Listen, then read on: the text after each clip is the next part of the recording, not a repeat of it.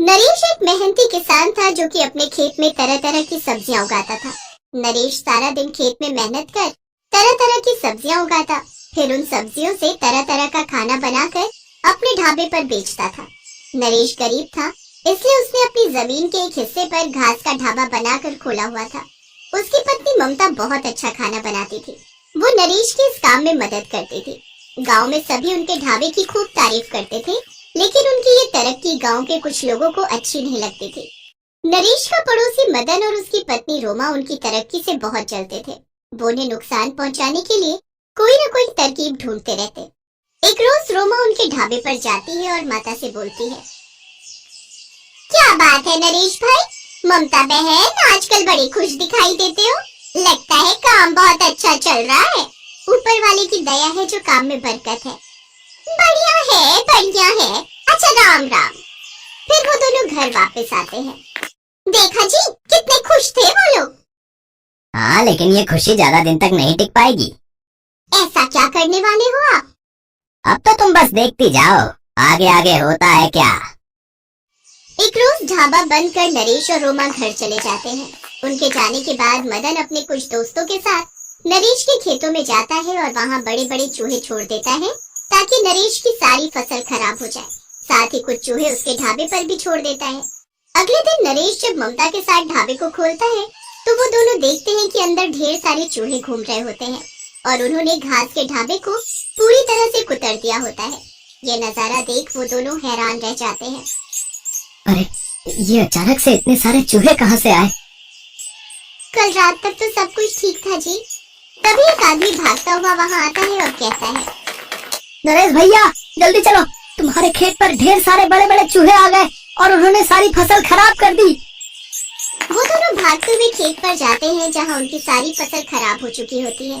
फिर नरेश गांव के कुछ लोगों की मदद से खेत में आए चूहों को भगाने लगता है, जिससे सारे चूहे तितर बितर हो जाते हैं और अगल बगल के खेतों में भी चले जाते हैं। फिर जैसे तैसे नरेश ने अपने खेत के सभी चूहों को पकड़ लिया, लेकिन अब उनका खेत और ढाबा दोनों ही बर्बाद हो चुके थे।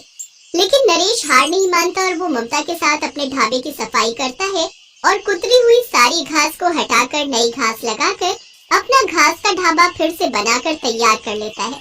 फिर बाजार से सब्जियां लाकर ढाबे पर खाना बनाकर बेचने लगता है, जिससे उन्हें आमदनी होने लगती है। इसके बाद सुबह तड़के उठकर दोनों पति पत्नी पहले खेत को उपजाऊ बनाते, फिर ढाबे पर काम करते। उधर मदन और रोमा का सारा खेत चूहों ने बर्बाद कर दिया। हमें माफ कर दो ममता बहन, हमने तुम्हें बर्बाद करने के लिए चूहे छोड़े थे ताकि तुम्हारी फसल खराब हो सके। हाँ, लेकिन किस्मत की मार देखो, तुम्हारे साथ उन्होंने हमारी फसल भी खराब कर दी और आज नौबत ये आ गई है कि हम दाने दाने को मोहताज हो गए हैं। जो हुआ सो हुआ, आपको अपने किए की सजा मिल गई, अब आप परेशान मत होइए। फिर नरेश अपनी जेब से कुछ रुपए निकाल कर मदन को देता है। मदन भाई, ये कुछ पैसे रख लो, इससे अपने खेत फिर से उपजाऊ बना लो, साथ ही राशन पानी ले आओ। नहीं भाई साहब, आप अब हमें और शर्मिंदा मत कीजिए। रख लो बहन, कर्ज समझ कर ही रख लो, जब हालात ठीक हो जाए तब लौटा देना। मदन और रोमा उन पैसों से अपने खेत को फिर से उपजाऊ बना लेते हैं, साथ ही अपने घर में राशन भी ले आते हैं। उधर नरेश की खेती और ढाबे दोनों का काम बहुत अच्छा चलता है, जिससे उसे खूब कमाई होती है और उनके सारे दुख दूर हो जाते हैं।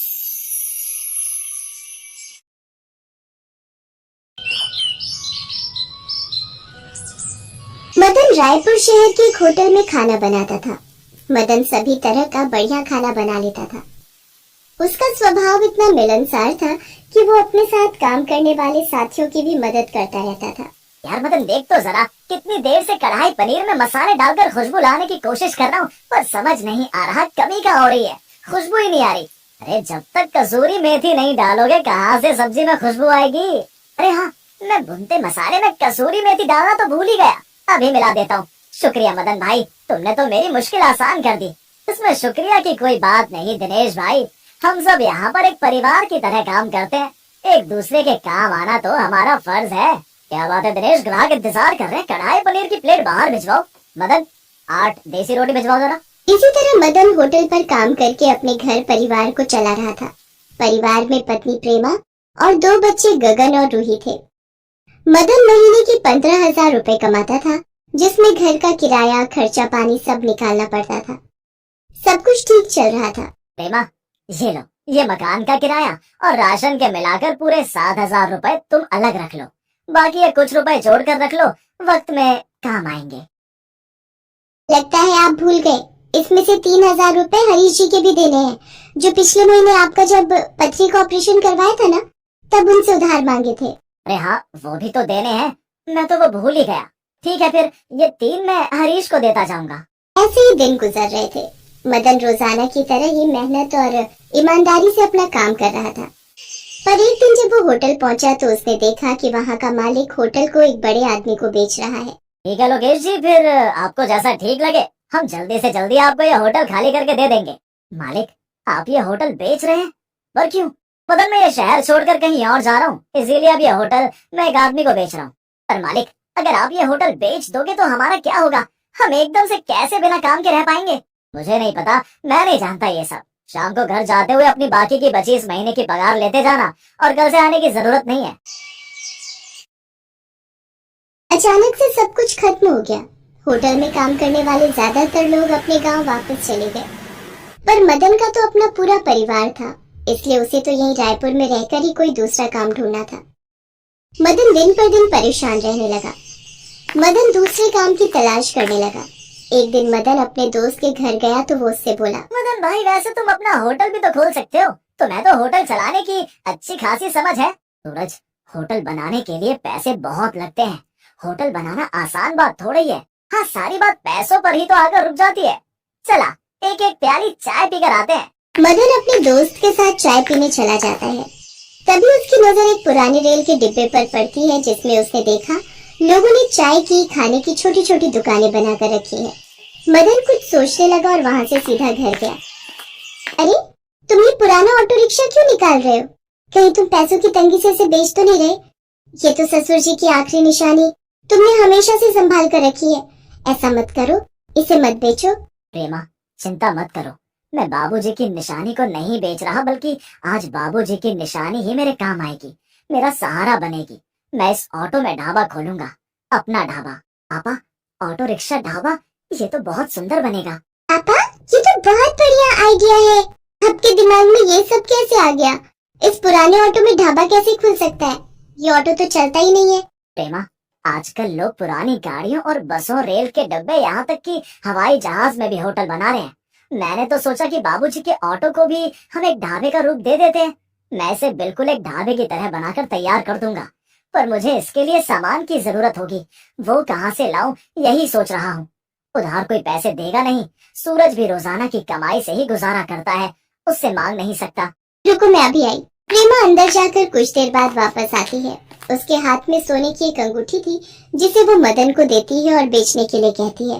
पर प्रेमा, ये अंगूठी तो तुमने पैसे जोड़कर खरीदी थी, ये मैं कैसे बेच सकता हूँ? सुनो जी, मेरा असली गहना तुम और बच्चे हो। तुम्हारा काम चल गया तो बहुत गहने बना लूंगी। जाओ, देर ना करो, इसे बेचकर ऑटो रिक्शा ढाबा की शुरुआत करो। कहते हैं मुसीबत में पत्नी का साथ पति के लिए एक ढाल से कम नहीं होता। मदन कुछ ही दिनों में अपना ऑटो रिक्शा ढाबा तैयार कर लेता है, खुद का ढाबा। ऑटो रिक्शा ढाबे का नाम सुनकर लोग वहां आने लगे और मदन के ढाबे का खाना भी बहुत स्वादिष्ट था। प्रेमा भी ढाबे पर मदन के काम में हाथ बटाती थी। मदन ने अपने दोस्त दिनेश को भी गांव से बुला लिया।